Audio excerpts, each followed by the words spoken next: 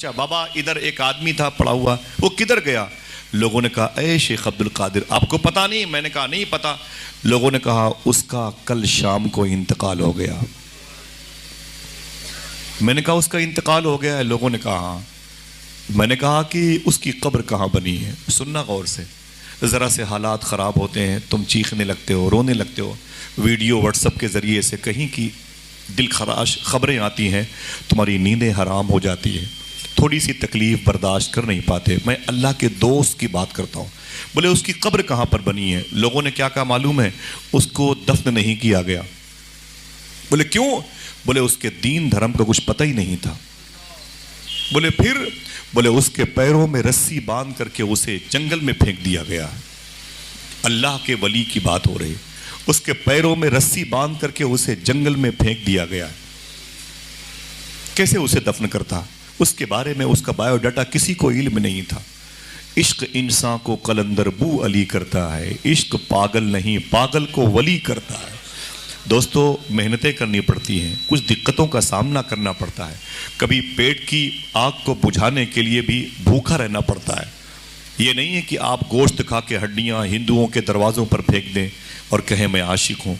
ये नहीं है कि आप अपने ब्रांडेड जूते पहन करके किसी गरीब की टूटी हुई चप्पल का मजाक उड़ाएं और ये कहें कि मैं आशिक हूँ।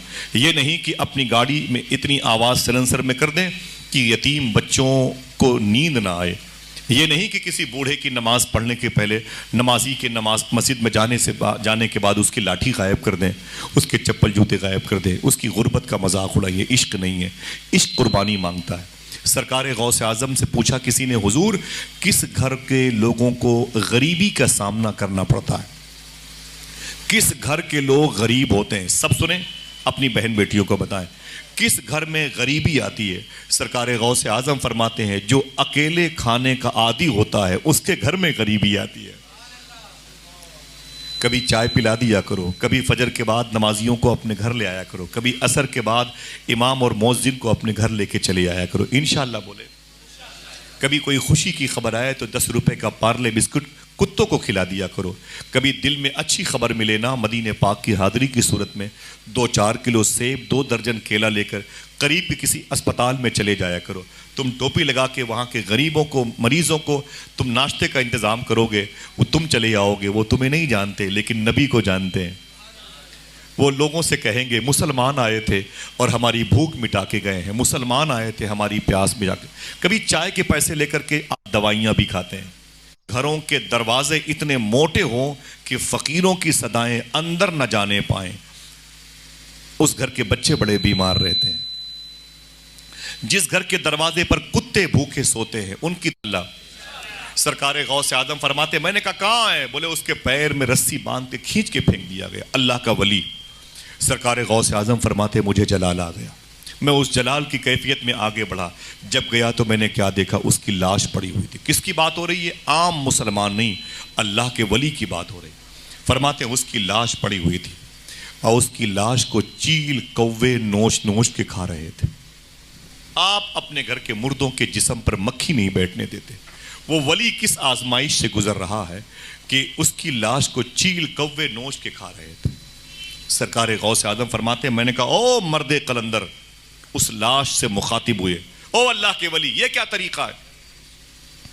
तुमने कल कहा था कल आओगे तो जवाब मिल जाएगा और तुम रात ही में निकल लिए। वली झूठा नहीं होता, वली वादा खिलाफ नहीं होता, वली वादा शिकर नहीं होता, वली वादे से मुकरता नहीं है। तुम कैसे वली हो? बुला के निकल लिए। नोची हुई लाश से, सरकार गौसे आज़म से उस नोची हुई लाश ने कहा, ए शेख अब्दुल कादिर, मैंने तुमसे कहा था तुम आओगे कल तुम्हें जवाब मिल जाएगा। ये बताओ तुम्हारा सवाल क्या है? गौस पाक फरमाते हैं ये तो बताओ कि तुम ऐसे पड़े हो, तुमने अल्लाह से कुछ मांगा नहीं। तो उस दरवेश ने कहा, मैं अल्लाह का दोस्त हूँ, मैं आजमाइश के दौर से गुजर रहा हूँ, न किसी की आँख का नूर हूँ, न किसी के दिल का करार हूँ, जो किसी के काम न आ सके वो मैं एक मुश्ते गुबार हूँ। पे फातिहा कोई आए क्यों, कोई आके शम्मा जलाए क्यों, कोई 4 फूल चढ़ाए क्यों, मैं तो बेकसी का मज़ार हूँ। मैं आजमाइश पे मुझे सब्र हुसैन का फैज़ मिला है। अय अब्दुल कादिर, तुझसे मैंने कहा कल आओगे तो जवाब मिल जाएगा, बोलो तेरा सवाल क्या है। गौस पाक फरमाते मेरा सवाल ये है कि मैं बड़ा हो के क्या बनूं। उस नोची हुई लाश से आवाज़ आई, आशिक बनो कि महबूब, यही सवाल है। फरमाते हाँ। उस नोची हुई लाश से आवाज़ आई, अय अब्दुल कादिर, अगर महबूब बनोगे तो दुनिया तुम्हारी बड़ी इज्जत करेगी, बड़ी नाज बर्दारी करेगी, बहुत ही लाड और प्यार से तुम्हें रखा जाएगा। तुम जब गुजरोगे तो पूरी कायनात गुजरेगी, तुम ठहर जाओगे वक्त ठहर जाएगा, तुम्हारे पैरों का धोवन लोग पिया करेंगे, तुम्हारी बड़ी खिदमत करेंगे। दामाद को दर्जे महबूबियत का एक हिस्सा मिला है। जब घर पे आता है तो पूरे घर के लोग खुश हो जाते हैं, नाराज हो गया तो पूरा गांव मनाने के लिए जाता है। ये दर्जे महबूबियत का एक हिस्सा है। सैयदना शेख से उस वली ने कहा, अय शेख अब्दुल कादिर, अगर महबूब बनोगे तो बड़ी आओ भगत होगी, बड़ी इज्जतें होगी, बड़ी तुम्हारी तकरीम बजा लाई जाएगी। लेकिन अय अब्दुल कादिर, अगर आशिक बनोगे, ये मुश्किल रास्ता है। अगर आशिक बनोगे तो देख लो तुम्हारे सामने आशिक की लाश पड़ी है, खाल खिंचती है, कटती है गर्दन। इश्क करना तमाशा नहीं है, इश्क करना तमाशा नहीं है, इसके लिए मेहनतें करनी पड़ती। देख अब्दुल कादिर, मुझे कफन तक नसीब ना हुआ, मुझे किसी ने गुस्ल तक न दिया, किसी ने मुझे नहलाया तक नहीं, मेरे लिए नमाज जनाजा में दुआ तक न की गई, मुझे 3x6 का प्लाट तक न मिला, मेरे पैरों में रस्सियां बांध के फेंक दिया गया, चील कव्वे मेरी लाश को नोच नोच के खा रहे हैं। ऐ शेख अब्दुल कादिर, आशिक बनने में मुश्किलों का सामना करना पड़ता है।